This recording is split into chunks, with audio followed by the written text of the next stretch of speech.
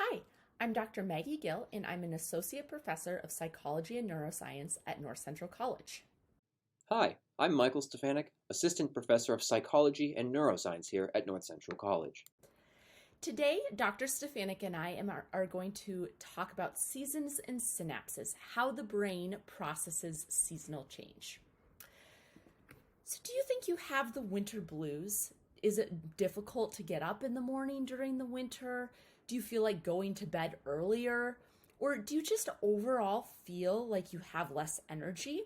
So today we're going to talk about why the winter blues actually occur according to what is occurring in your brain, right? So in our brains and our body, we have what is called a circadian rhythm. So our circadian rhythm is an approximate 24-hour cycle that dictates our sleep and our wake. As most of you know, during the daytime you're awake, and then when you get close to bedtime, you start feeling a little bit tired and sleep. Okay? So this is part of our circadian rhythm. But did you know that it also cycles throughout our day? You wake up in the morning, you usually probably have a lot of energy once you get out of bed and get going, right? But you may feel that a lot of days after you have lunch that your energy actually dips down, or you feel just, it's really hard to stay awake, right? This is actually your circadian rhythm. So if you look at this image here, on our y-axis, we have low to high level of alertness, and on our x-axis, we have a 24-hour cycle. So you see there that you have a high level of kind of alertness or energy, and after lunch, that mid-afternoon dip occurs. You usually rebound and your energy levels increase again late afternoon, early evening before dipping down again in the evening when you are sleeping. And notice that mid-afternoon dip, even though it's not dipping as low as nighttime. So that's why usually you don't feel like just falling asleep for several hours like at night. Okay. So our circadian rhythm is cyclical throughout the day as well as every 24 hours, okay? And this is also related to hormones in our brain and in our body, right? So this image is we have our alertness level that I showed you in the last slide there, right? In the green dashed line. So you see the peak and dip, peak and dip.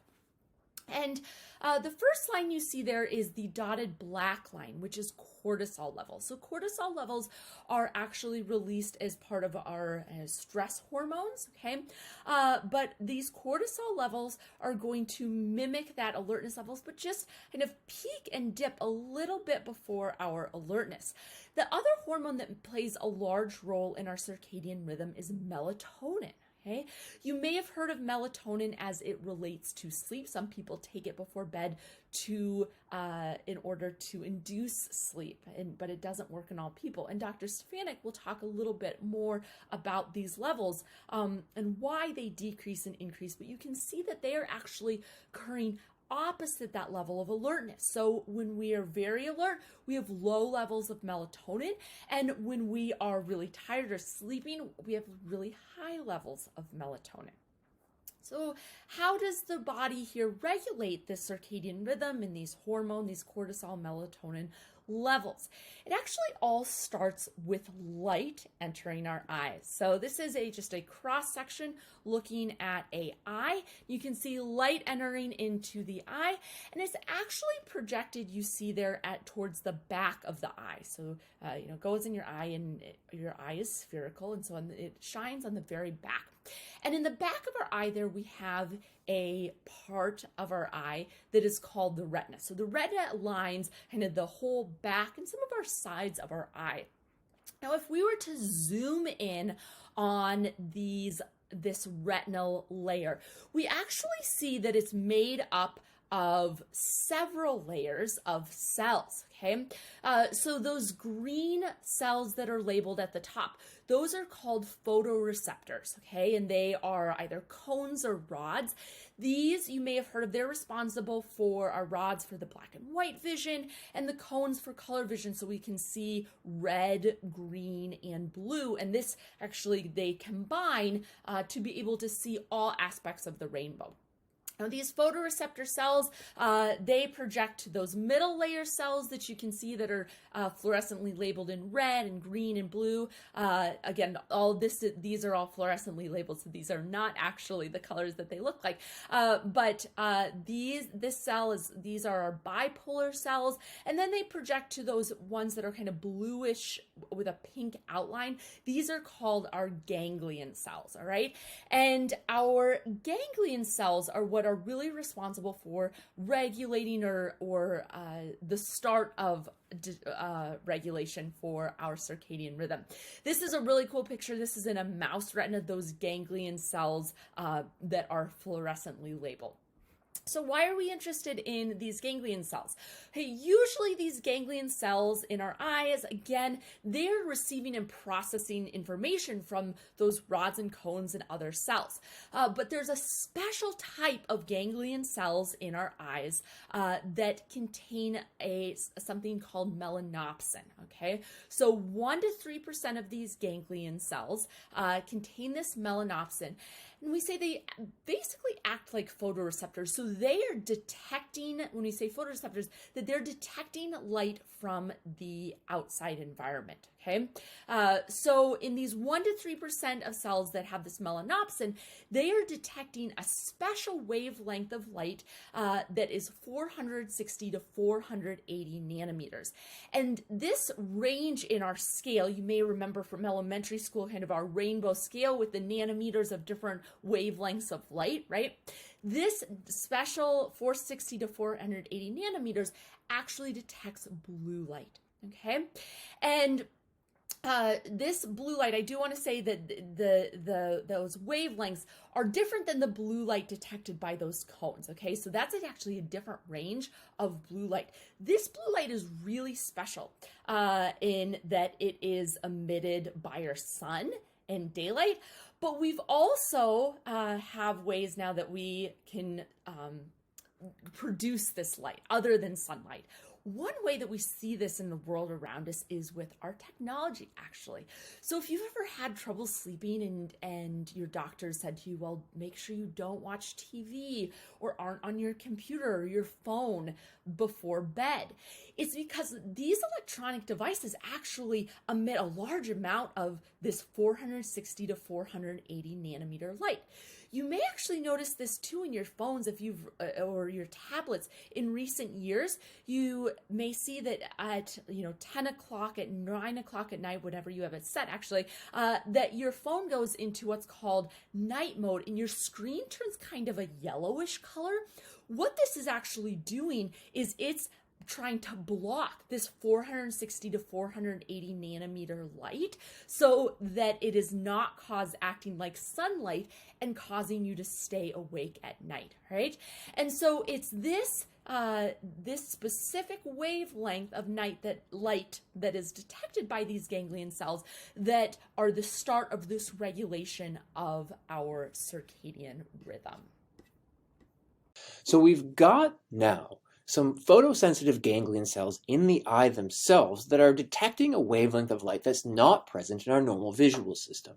Where does the magic happen? The magic happens actually when we get to the brain. And to understand that a little better, we have to talk about the retinal-hypothalamic pathway. Many times in science, we talk about words being broken down into different pieces, retinal-hypothalamic starting in the retina, ending in the hypothalamus. This is the part of the brain that's responsible for the feeding, the fighting, the fleeing, and the sex that we engage in as human beings. And so this retinal hypothalamic pathway is really important because this is how information is getting into the brain to begin to produce these wide-ranging effects on our sleep, wake, and arousal cycles. The important thing here is that these photosensitive ganglion cells in the eye themselves basically exit the back of the eye and form through this optic tract this retinal hypothalamic pathway. And we know that this is going to be important because it terminates at a part of the brain called the suprachiasmatic nucleus. And it's the suprachiasmatic nucleus that's really important when we talk about our circadian rhythms, because this is really what we think of to be responsible, at least the first stop of this information in the brain as we begin to regulate our sleep-wake cycles. And so we know that the suprachiasmatic nucleus is important because if we ablate this, we remove this from the animal, the sleep-wake cycles become completely disrupted. The circadian rhythms almost cease to exist. exist. The suprachiasmatic nucleus, then, is the first stop of information processing in the brain. Activity here controls activity for a whole host of other brain regions that are responsible in keeping us awake and alert, or conversely, pushing us to sleep. But one really important projection, and something you may have heard about if you've stopped by the pharmacy recently, is called the production of melatonin. This is going to be via a projection from the suprachiasmatic nucleus to the pineal body, which produces melatonin. So basically we have a three-step process. Light gets processed in the eye at these ganglion cells. It leaves the eye, enters the brain, stops at the suprachiasmatic nucleus, where that's going to start to tune these circadian rhythms very broadly. But very importantly for us, one of the next stops on that train from the suprachiasmatic nucleus to the pineal body or the pineal gland is going to really strictly regulate the production of melatonin. So what is melatonin, right? Melatonin is one of these neurochemicals that's uniquely responsible in our production of or regulation of our sleep-wake cycles and our circadian rhythms. And how does that work in the brain? Well, typically during the day, you have to get up and the sun's up and you should be working, right? You should be, going about your everyday activities. And so when we look at this, how this actually works, sunlight actually inhibits activity in this suprachiasmatic nucleus, which suppresses melatonin activity, which means alertness goes up, right? If you've taken a melatonin gummy, perhaps you've experienced the effects of this, right? It's pushed you down into sleep. Typically, when you're awake during the day, we have a decrease in melatonin, which allows, sort of like taking the brakes off, you to become more alert. Inhibition of this suprachiasmatic nucleus to the pineal body will suppress melatonin production during the day, right? Keeping you awake and alert and happy. The other side of this is if we take those same 2 points, those same 2 neurochemicals, melatonin production and alertness here, what we can see is that the nighttime actually will begin to see an increase in melatonin production as it begins to stimulate this. And conversely, what does melatonin do? It starts to push us into sleep. How does this begin to regulate our sleep-wake cycle? As melatonin levels rise throughout the day, you become a little bit more sleepy. And so what does this have to do with the winter blues? Well, there are really 2 main points that I want to bring this to. In the winter, right, the days are relatively short. The sunlight is decreased, and ultimately what that means is the brain thinks it's more like nighttime. So the brain, from the ganglion cells to the suprachiasmatic to the pineal body, is going to sometimes increase melatonin production, making you feel that kind of drowsy, laggy, difficult to get up in the morning, simply because the neurochemicals of the brain are being produced in different amounts than they are when the days are longer in the summer. The other interesting thing about this is the vitamin D, right? This is the vitamin that's produced by your body when you go out into the sunshine, right? Most individuals, if you look statistically, most individuals are actually deficient in vitamin D, and this gets even worse in the winter. When the days are shorter, you're not outside as much, perhaps it's really cold, you've got a long sweater on, less of your body is being exposed to the sun, which means less vitamin D production. It turns out that vitamin D also works in the brain at many of these same key spots, particularly in the suprachiasmatic nucleus. And it's believed that the lack of vitamin D binding to vitamin D receptors in the suprachiasmatic nucleus is in part responsible for some of this dysregulation of these circadian rhythms that we see at this time of year. And so that's not all doom and gloom. There are some things you can do about this. And the first thing I want to say, if you are having issues with this, talk to a physician, talk to your doctor. They oftentimes have many more tools at their disposal to help you with these issues. But there are some other things that have been empirically shown to perhaps help.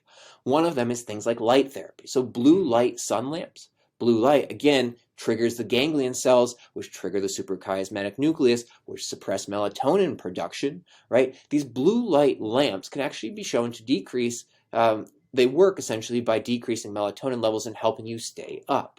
Right? This is exactly why your iPhone has a night mode. It filters out blue light because if you're staring at your phone in the middle of the night, it's actually actively suppressing melatonin production and you're dysregulating your sleep cycle. The blue light lamps, sun lamps, actually work the opposite way, helping to decrease melatonin here, helping to make sure that you stay up, maybe helping to re-regulate your mood.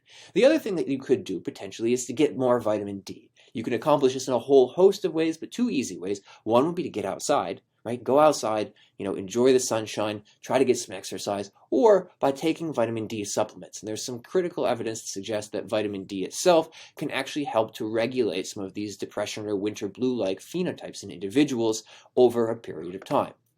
Thank you very much. I hope you enjoyed this. I hope you learned something, and enjoy your day.